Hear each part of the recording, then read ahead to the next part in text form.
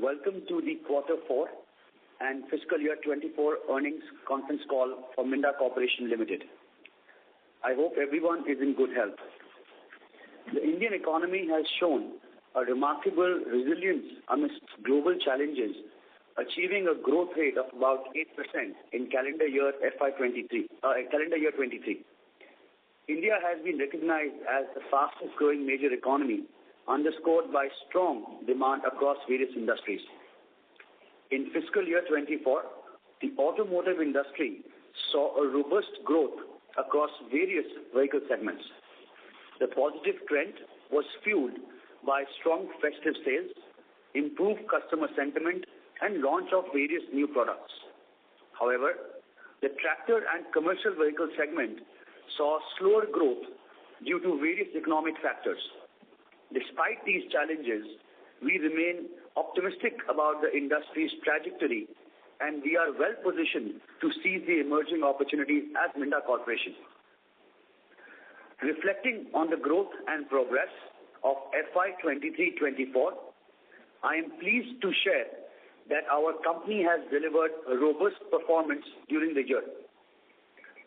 Coming to the financial performance of Quarter 4 of FY24, Minda Corporation delivered highest ever revenue of 1,215 crores, up by 13.1% year-on-year. During the full financial year FY23-24, Minda Corporation delivered highest ever revenue of 4,650 crores, marking a growth of 8.2% year-on-year. The domestic OE business grew by 15% compared to the industry growth of 8%, though it was partially offset by subdued export demand, flat aftermarket sales, delay in SOPs due to customer approvals and electric vehicle customers launch, and slowdown in ASEAN markets.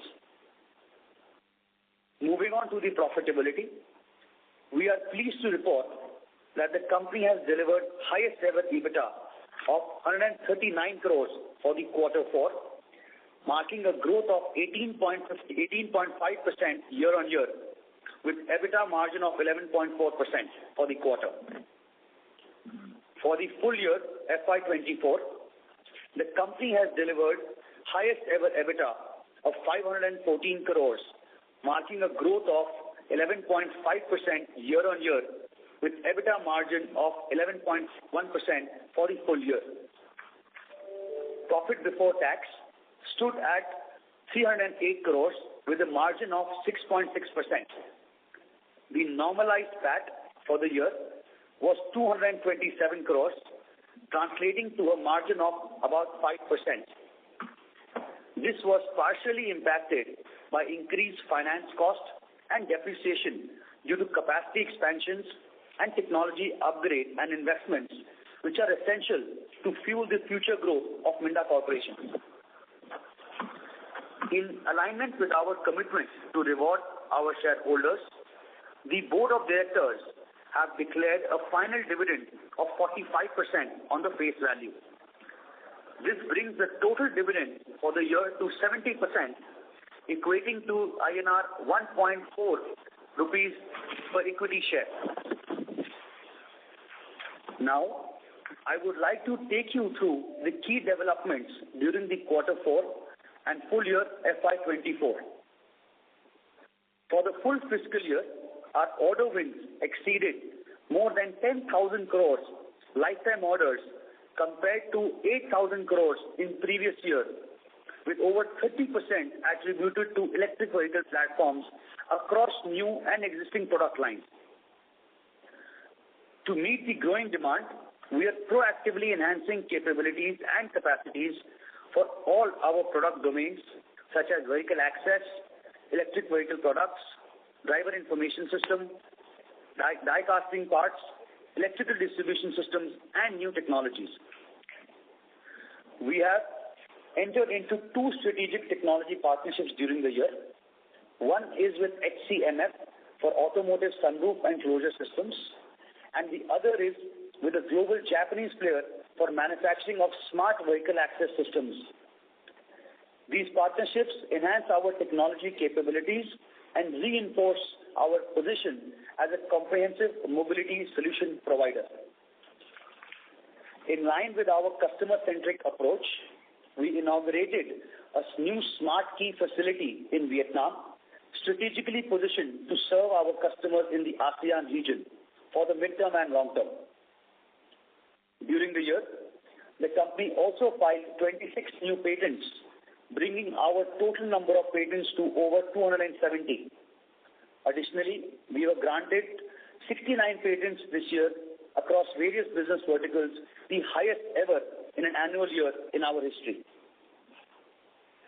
Looking forward, our strategic focus will continue to cultivate new customer relationships, expanding market share among existing customers, and premiumization of our products.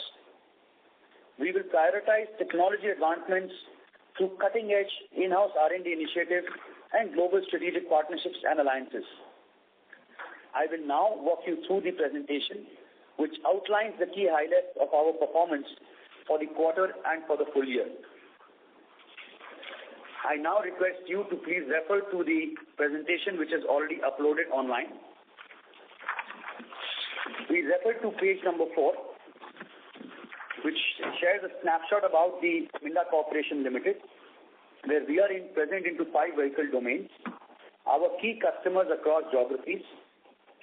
We have more than 26 manufacturing facilities and 2 facilities in ASEAN region, more than 17,000 workforce and more than now 11 partnerships. Our R&D capabilities expand to more than 700 engineers across. As a summary on the right, for the full year FY24, our revenue stands at 4,651 crores, EBITDA at 514, and margin for the full year is at 11.1%.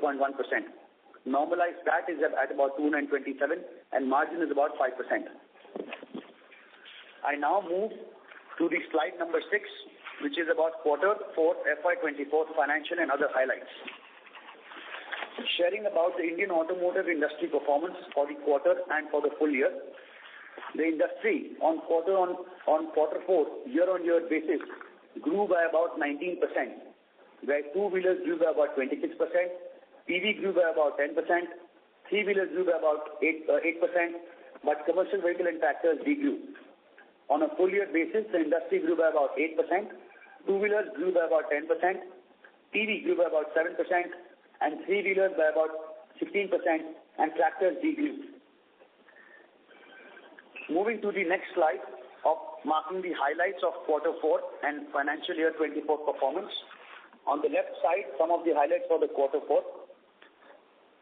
As I mentioned again, Minda Corporation delivered highest quarterly revenue of 1,215 crores, which grew by 13.1% year-on-year.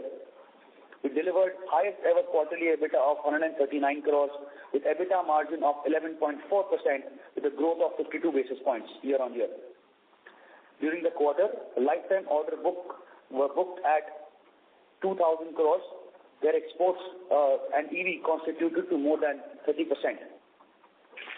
Net debt decreased by 235 crores, lowering the net debt ratio to 0.08 times from 0.25. Enhanced the production capabilities and capacities at various divisions across the globe. For the full year, revenue growth to 8.2% year-on-year despite challenging macroeconomic scenarios. We delivered highest ever EBITDA at 11.1%. Total lifetime order book exceeded 10,000 crores with EV constituting to more than 30% during the full year. Forged 2 new strategic partnerships and filed more than 26 patents totaling to 270 for the full year.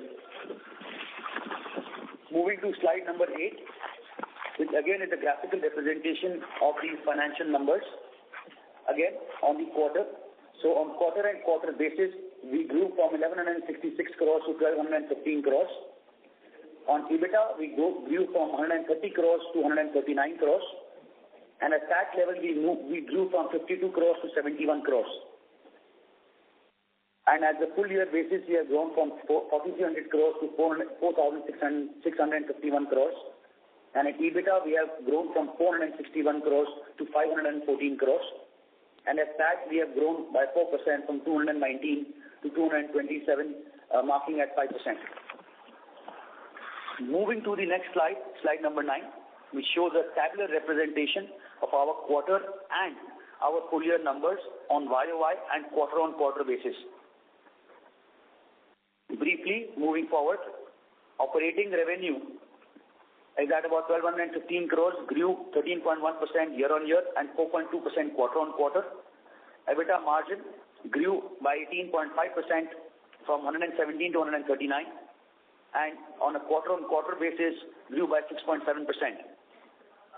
PBT grew from 69 crores to 92 crores, and on quarter basis 76 crores to 92 crores, and normalized PAT grew from 52 crores on quarter-on-quarter basis to 71 crores.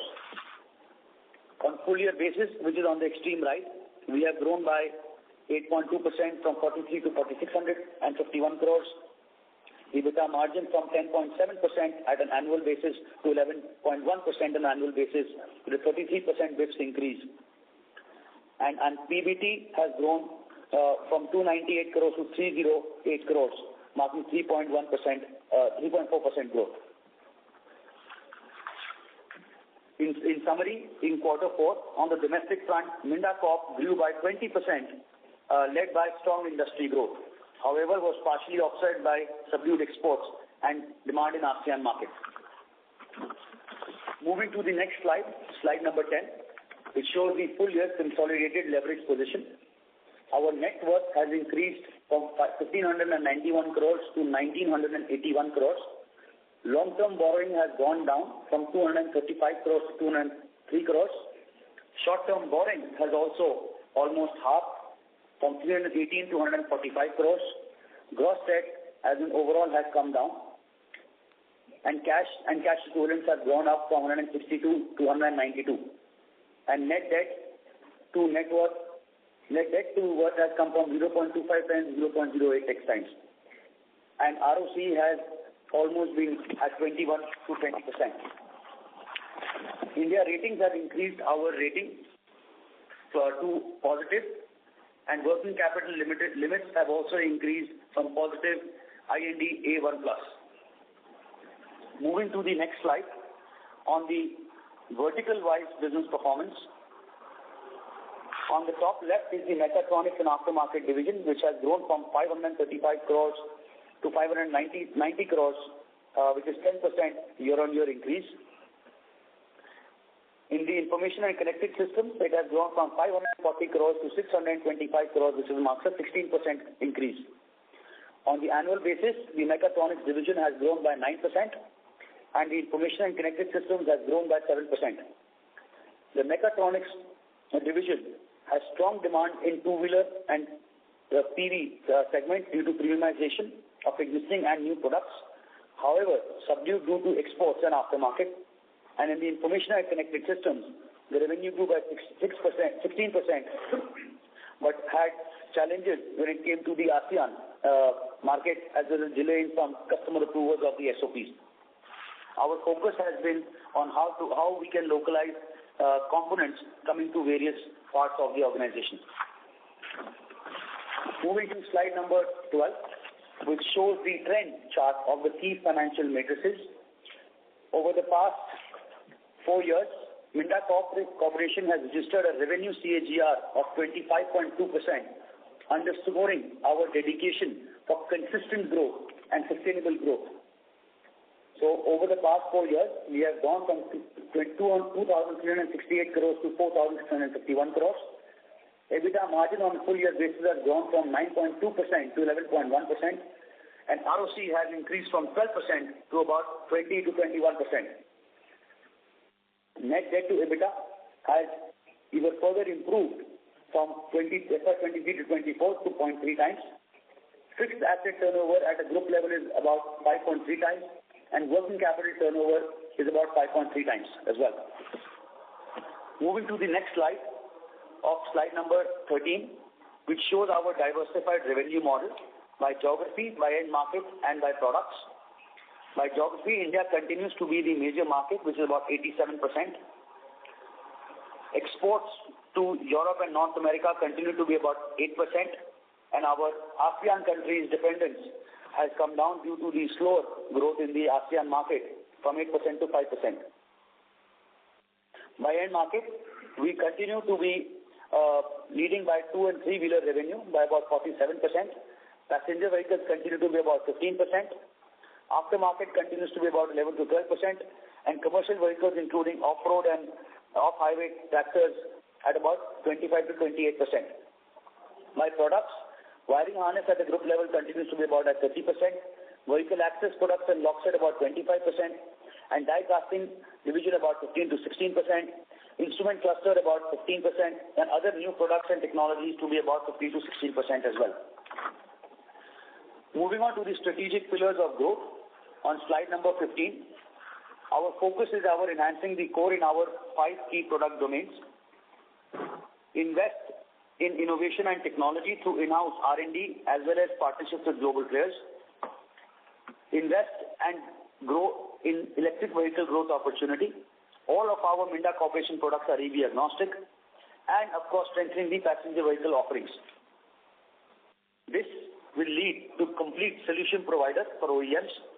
We are focusing on cost leadership in manufacturing and thought leadership in technology, premiumization and product innovation across business segments, and increasing content per vehicle, and delivering better than industry growth and continuously improve margin profile. Moving on to the slide 16, which shares about the engineering capabilities of the group. We have more than 700 engineering headcounts, more than 270 patents. From last year onwards, we are spending now about 3% into R&D of our top line for new products and innovation. We have more than 11 engineering and R&D centers and focusing on our engineering capabilities in the areas of testing, validation, electronics, embedded software, and other technologies. Moving on to the next slide, which is slide number 17, shows how our products of Minda Corporation are growing in terms of content per vehicle, kit value, premiumization, annual selling price, and how Minda Corporation is offering system solutions going forward. In the first business, from a vehicle access or a lock set company, we have moved on to a vehicle access company into smart and intelligent comfort and convenience vehicle access. From a wiring harness and connectors company, we are moving into an electrical distribution company, which completes all the facets of electrical distribution in a vehicle. Third is from a cluster company to a connected and safe mobility driver information company. Fourth is on the lightweighting and plastic parts in terms of how we can improve the efficiency for the vehicles when it comes to electric vehicle mobility. And last not the least is the electric vehicle as well as the other electronic product lines. Moving on to the slide number 18, shows our product offering representation in a two-wheeler, where all of the Minda Corporation products are engine agnostic, so it does not depend the source of power. All of the Minda Corporation products are going to become premiumized and increase the annual selling price when the EV comes in. Below shows our continuously adding new customers in the EV based platforms all across the world. On the potential kit value, our current offerings in the two-wheeler space is about 4,000 to 4,500. With the increase in vehicle access products is only going to give us more than 2,000 to 3,000 rupees. Increase in wiring harness and instrument cluster business should give us about 2,500 rupees. And new product innovations in terms of EV is going to 8,000 to 10,000.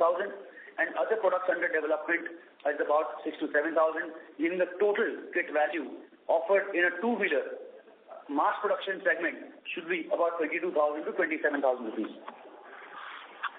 Moving forward, I will quickly move to the group profile, where it shows about the board of directors of Minda Corporation, marking the strong governance. Next slide shows about the leadership team, which is driving and thriving for growth across Minda Corporation. And next slide is on the number of partnerships that Minda Corporation has forged in the past few quarters and past few years. Moving on to the last bit of the presentation, which is on the ESG, CSR and awards. Minda Corporation continues to focus on the sustainable growth, marking the sustainable mobility all across our plants. We are focusing on 5 key areas. of sustainable operations, care for people, ethical businesses, inclusive growth, and responsible value chain. And the details are as under. We'll also continuously keep participating and putting up camps all across India and overseas for our corporate social responsibilities in the areas of limb fitment, vocational training, education, women hygiene. Moving to the last slide, which is showing the awards and achievements given by our customers, prestigious customers to Minda Corporation across businesses and across product lines for various type of awards in innovation, in cost reduction, in technology, in operational excellence, and management support. With this, I would like to conclude our presentation and open the floor for any and all questions. Thank you. Thank you very much. We will now begin the question and answer session. Anyone who wishes to ask a question may press star and 1 on their touchtone telephone. If you wish to remove yourself from the question queue, you may press star and 2. Participants are requested to use handset while asking a question. Ladies and gentlemen, we will wait for a moment while the question queue assembles.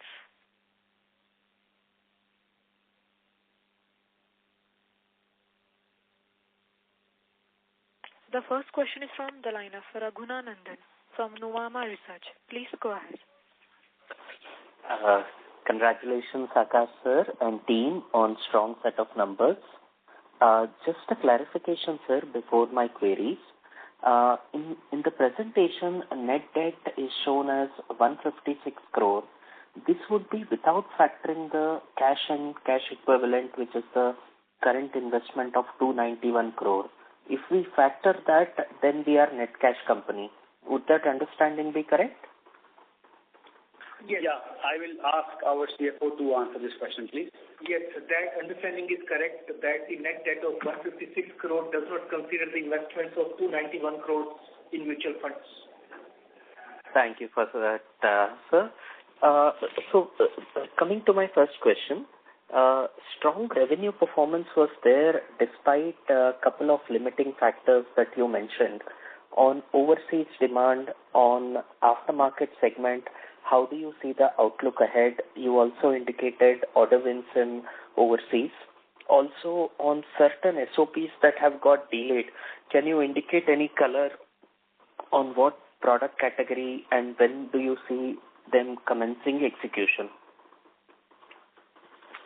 Yeah, so your first question on the aftermarket front, definitely we have been hearing and seeing industry-wide slowdown. However, for the upcoming year, we are optimistic, and with our various new initiatives that we are taking to grow the aftermarket division, not only in India but overseas, we shall see some blue ocean strategies coming out of this segment. When it comes to the delay in SOPs, we have seen that various customers, particularly to our EV customers, which are new age OEMs, have in many cases not got approval from the ARAI or government authorities, which is marking delays for our start of production. And in many cases, in this respect also, there are customer approval delays for our testing validation because their end products have also been further delayed. And the export/overseas, how do you see the outlook for FY25? So overseas market where we are present, particularly in the ASEAN, we do not see a growth in this year as the industry itself is down. So that is where we still continue to face challenges, and while other companies also who have presence there, we have also seen that. From the particularly on the export side, due to the 51% of the world is going through a re-election this year, and of course there are various geopolitical concerns, so we are cautious to be very honest for the exports for the full year in FY25. Thanks for that. On sunroof, can you indicate any incremental details on product readiness, orders, capacity or investment, anything you're planning to announce this year? Yes. So we are going to be investing into a greenfield facility for our joint venture. And this will cater to the new product lines like you have now mentioned. We are under discussion with various customers from all over India, again, all four-wheeler OEMs, to launch this product. We have been working on a couple of RFQs. Yes, we are in the phase of closing some of the businesses and setting up something within the, let's say, quarter 2 or quarter 3 of this financial year. Got it, sir. Wishing you all the best on that. You also spoke about localization of wiring harness. If you can indicate, the steps or the progress, and also reiterate the targets you have over next 2 years, also the benefits on cost side. Yes. So as our commitment, we have always shared that we are focusing on localization of the connectors and the components, not the wiring harness per se, Raghu. So when it comes to the connectors, we have now been able to localize about 15% of our connectors within Minda. And further, we continue to look at growing this pie from the connectors coming out of Minda Corporation connector division per se. So as we've already committed, this chart will grow with more and more approvals from customers coming in the next few quarters. Thank you so much, sir. I'll fall back in the queue. Thank you. Thank you. Ladies and gentlemen, you may press star and 1 to ask a question. The next question is from the line of Pranay Chatterjee from Burman Capital. Please go ahead. Hey, thanks for taking my question. Good evening. Am I audible? Yes, you are. Great. So first, a few detailed questions. For the domestic two-wheeler sector, would there be a range of number for the growth that you are building in FY25? If yes, if you could share that. And for your lock set revenues, which is 25% of your revenue, or around 1,100 crores for the year, how much of this would be coming from domestic two-wheelers? And how much of this 1,100 CR is actually smart lock systems? Okay, so multiple questions. Maybe I'll take one by one. Yeah. So out of the 1,100 or 1,200 crores of our lock set division per se, about 870 odd crores come from domestic, and the remaining is coming from exports. From the two-wheeler side, you asked for the smart key revenue. So the smart key revenue is somewhere to the tune of about, one second please, is about 130 to 140 crores. This is entirely domestic two-wheelers? No, this is including exports as well. Okay, how much will be the domestic part of this, if possible? Sorry, that's a little confidential, so if you don't mind. No problem. And if you could just comment on if you guys are penciling in a specific growth range for the two-wheeler sector in India for FY25? So, as what we are seeing, the industry should be, somewhere about at least about 10 to 15% growth for the full year. Again, particularly speaking about two-wheeler per se. That is right. What customers have been, giving us a 12-month forecast, so to say. We are again fully geared up and fully ready to outperform this number in terms of the order wins that we have had on account of various product lines across customers and across segments of two-wheeler. Got it, sir. In India, so basis what you just said, would it be a fair statement to say that the penetration of smart keys or smart locks in Indian two-wheelers is actually quite low, or probably in single digits today? And first of all, is that right thing to say? And is there any reason why we should believe that number should materially increase in future? Yes. So currently, we believe, as per the numbers that we have, currently the penetration of smart keys into the two-wheeler is somewhere about only 3 to 5%. Okay. And why this is expected to increase is simply because of the comfort and convenience factor. Now, we have various order wins as well as from all customers across India and overseas. And there is a clear trend that this is a comfort convenience feature where all the two-wheeler bikes or scooters are adapting. And there are again various and probably many customers which have this product line, whether ICE or EV two-wheeler segments from that top-end model. And this is going to come down to the mass commuter segment in the next years to come. So definitely the penetration is going to happen once we reach the economies of scale and once the customers start, adapting more and more of the comfort convenience feature. Got it. So one last question regarding your lock set division, and I'm specifically referring to the mechanical ones, which used to be primarily what you supplied, let's say, 3 years, 4 years back. Is it possible for you to single out how much could be the steady-state EBITDA margin in a mechanical lock set business? And when you keep getting into incrementally smart system, how that margin gets affected? So sorry, I will not be able to, share the EBITDA margin numbers per product segment. I'm sure you understand the reasons. Right. All I can say is that they are in double digits, and Okay. the smart keys are coming in. That is where we expect to further increase because the content per product and content per vehicle also grows up. So, for example, as the traditional lock set is to the tune of about 400 rupees. This makes product of about let's say average 2,000 to 3,000 rupees. And of course, there are multiple components and multiple factors into it. So yes, that is why the reasons of the profile should go up. Got it, sir. Thanks for answering my questions and all the best. Thank you so much.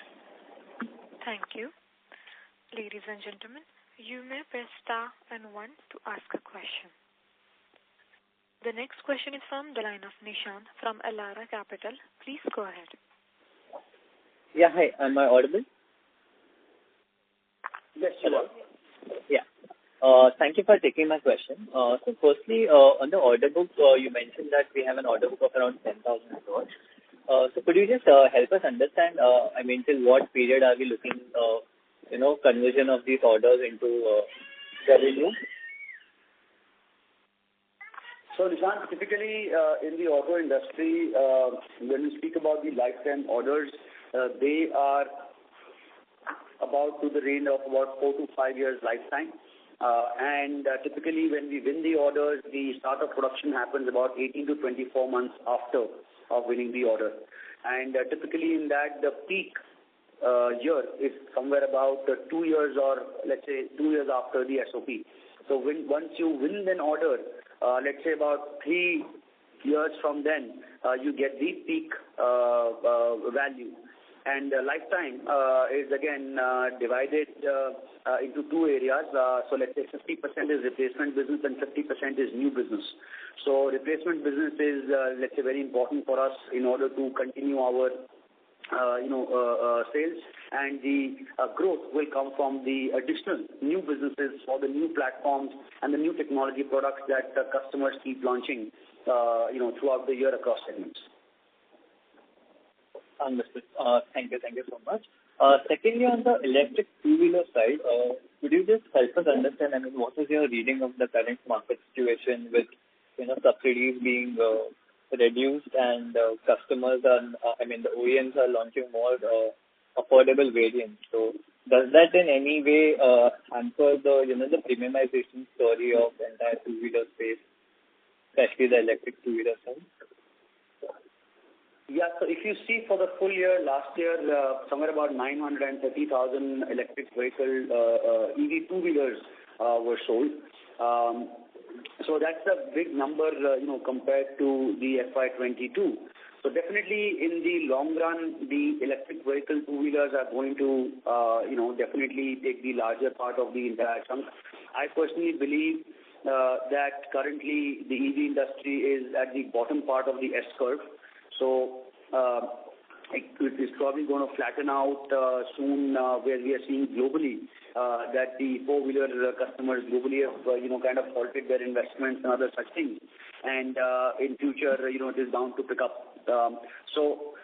Coming to India, yes, two-wheeler is definitely going to be going into EV, but our expectation is by 2030, let's say somewhere it should be, to the tune of about 30-odd%. And secondly on that, more and more OEMs trying to launch affordable variants of their electric vehicles. So does that, do they have to compromise on the premium features or anything of that sort, or if you can give some flavor on that one? So I believe that the customers will always need multiple products and multiple models. So they will have to keep coming out and offering, multiple platforms, so to say. I see in any of the OEMs and customers right now, they are all having, many models in each variant. So moving forward, of course, all customers are going to try and expand their product portfolio once the overall market and the volume increases.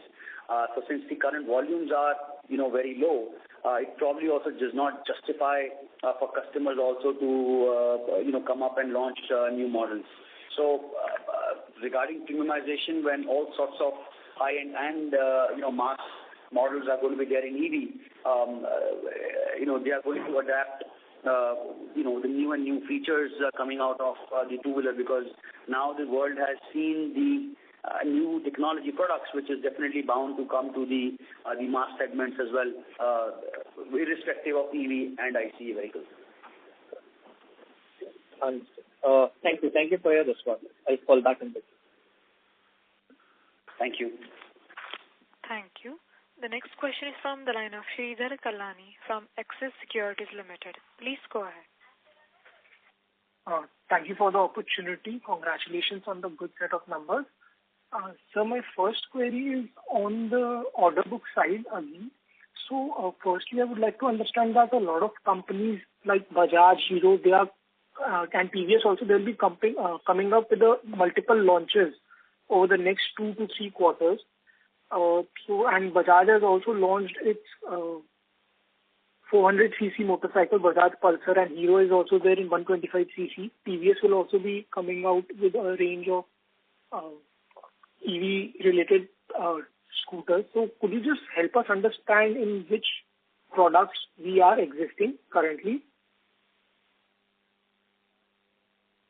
So is your question regarding the products premiumization across customers, or if you can clarify the question, please?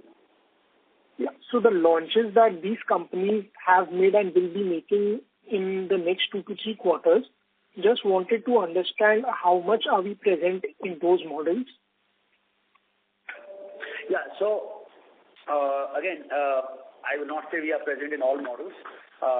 So definitely when we are winning businesses, we have to see, and what we obviously track is the number of models and platforms that each customers are launching, whether it's a premium bike or whether it's a mass commuter bike. So as an organization, we completely track the model mapping and what sort of products are we there. So to answer your question, our premium products in terms of the TFT clusters or keyless solutions or various sensors, etc., are already there in many of these customers' new models which were launched before or are currently going to be launched. So in that case, our products are simply horizontally deployed to their new launches as well. So that is how we are present either from before or from the new model launches, whether from high-end or from low-end segments. Okay. And so my second question is, just wanted to have a little bit more clarity on the profit that we had on Concall deal. Instead of accounting it in P&L, we have accounted it in OCI.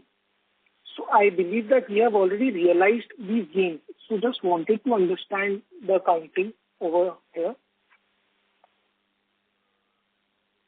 Okay, so I'll ask Vinod to please take up this question.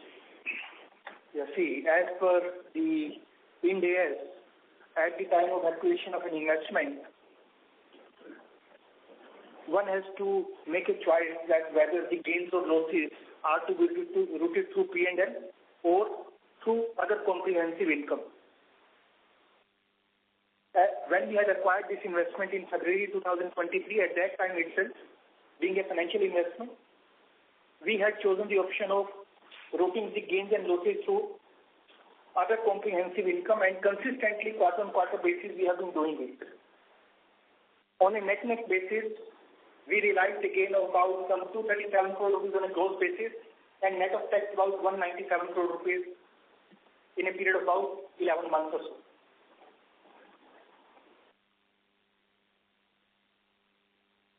Okay. Thank you so much. Thank you. Thank you.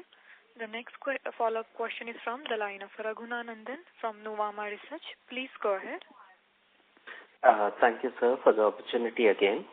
Sir, on the order wins of 10,000 crore plus during the year, can you provide some details? How much would be the share of new and replacement orders? And also, how would you break it up between mechatronics and ICS divisions? Yeah, so typically it's about 50-50, Raghu, where again 50% of this is replacement businesses and 50% of this is new businesses. So that is how it is, and it is spread across various all segments. So the 5 product lines that we have, it is again into the vehicle access space. The second comes from the die casting area. The third, the biggest aspect is the wiring harness division. Of course, the cluster division per se. And the last not the least, seeing the biggest amount is from the exports and the EV platforms of this area. Got it, sir.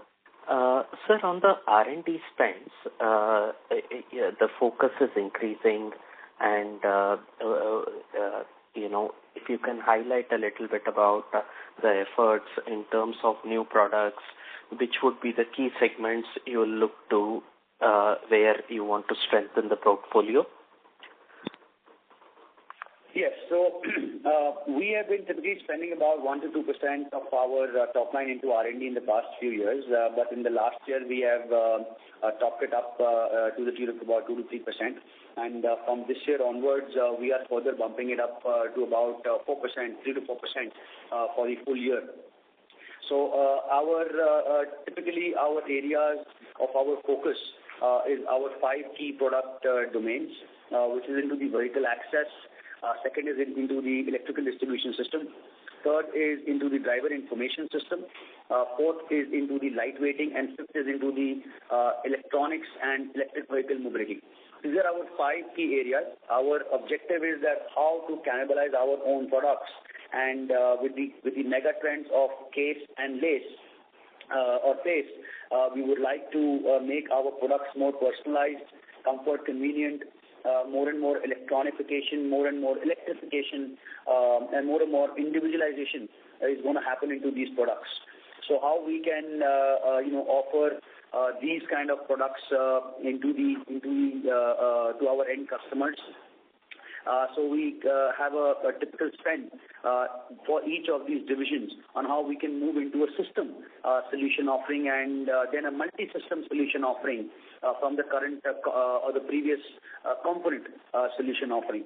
So now if you see, the more and more software is going to be coming in, and now we have more than 700 engineers focusing on the engineering aspect across the group, which are not only for the product development or for the existing orders, but for the new and advanced technologies which are innovating or inventing, if I may say, for the first time, not only in India, but for the first time in the world as well. And so this is how we are investing further and further into our R&D center, into coming up and launching the new products which are core to Minda Corporation. Thank you, sir, for the detailed answer. And sir, a follow-up on the smart keys, what you indicated earlier, that smart keys, given the higher realization, and there was also a good profitability at double-digit margin. So just one clarification, compared to the mechanical lock sets, would smart keys, would they have a similar margin, or would the margin be better, given that smart keys are a more value-added product? There will be lesser competition here, and you would be in a position to have better profitability. So yes, as I mentioned earlier, Raghu, the profitability is better from the current mechanical lock sets. Again, for the reasons primarily as we are the only company in India to have this with the mark expertise homologated in more than 65 countries and exporting as well as in the domestic market. We have invested, huge in terms of this particular product line as our core. And definitely with more and more components and more software and more system offering to the customers, it gives us a higher or a better margin profile. Got it, sir. And on the smart key side, how would be your market share? I mean, in comparison to the 40% market share that you would have on the mechanical lock sets, would the smart key share would be as high as 80% or higher? Yes, you are right. I could even say a little bit higher as well, because we are the first movers in this technology, and not from now, for the last 2 to 3 years. And we continue to have the leadership position when it comes to this technology across ICE and EV products and platforms and customers. So our customers are from new age as well as existing large customers in India and overseas. Got it, sir. And with reference to clusters, within that, how much would be the share of digital, and how do you see the share going up in future? Yes, so we classify the clusters into 3 baskets. One is mechanical, digital, and then is TFT based. Again, I would not be able to share the 3 buckets per se, but because they are then further classified into two-wheelers and other vehicle segments. But currently, mechanical and electromechanical is the large part of it, or majority part of it, and TFTs are small, just because of the cost per se to the end consumer. But yes, eventually the TFT clusters are going to be, leading the product segment, because you can see them across customers. In four-wheelers, we are already supplying that to various customers, and in two-wheelers also we are supplying to Indian OEMs as well as exporting TFT clusters from India across the world. So this is again a comfort, convenience, and a premium factor that is going to come into the two-wheelers. And again, having multiple advanced technologies like touch or infotainment or other connectivity into the cluster. Thank you, sir. Sir, the other segment which we have, that others would roughly be around 700 crore revenue for full year FY24. Within that, 2 main parts are sensors and EV specific parts. Would roughly sensor revenue be around 200 crore and EV parts around 100 crore? If you can give some approximate numbers.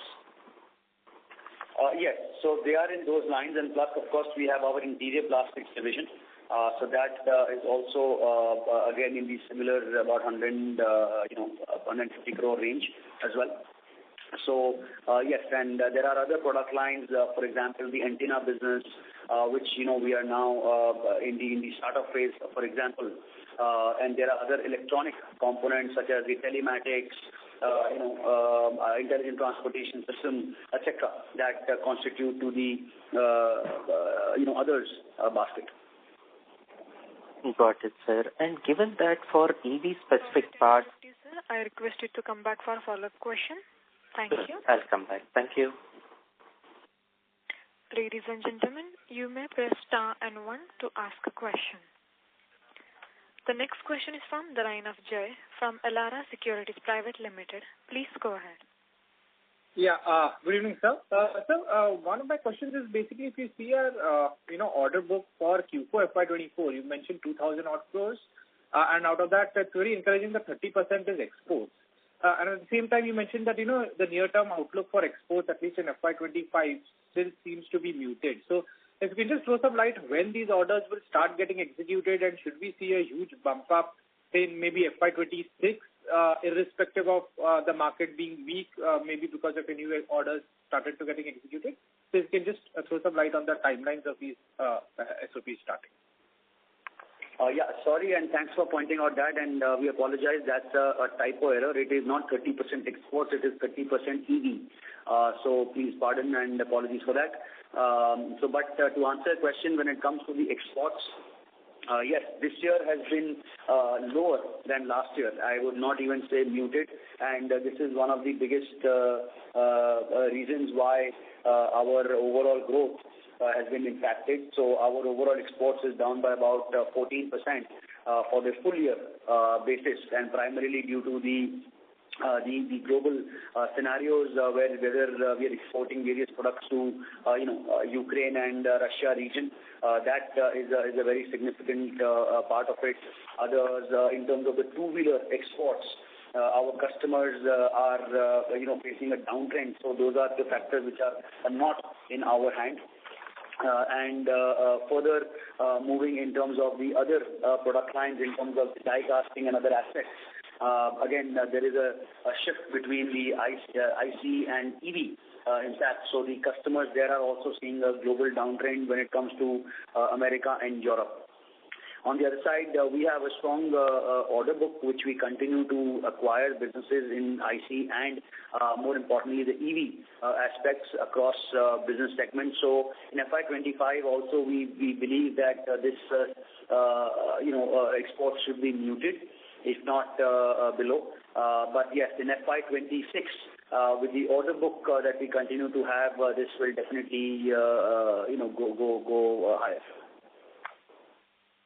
Understood. Thanks for clarifying that. And also, on your, if I see your revenues by products, of course, instrument clusters, has inched up from 14% to 15% this year, and one would assume that, the incremental orders, translating into revenues will only accelerate from FY25 going forward. Is that a fair assumption? And should one think about this being one of the highest growing segments over the next 1 or 2 years?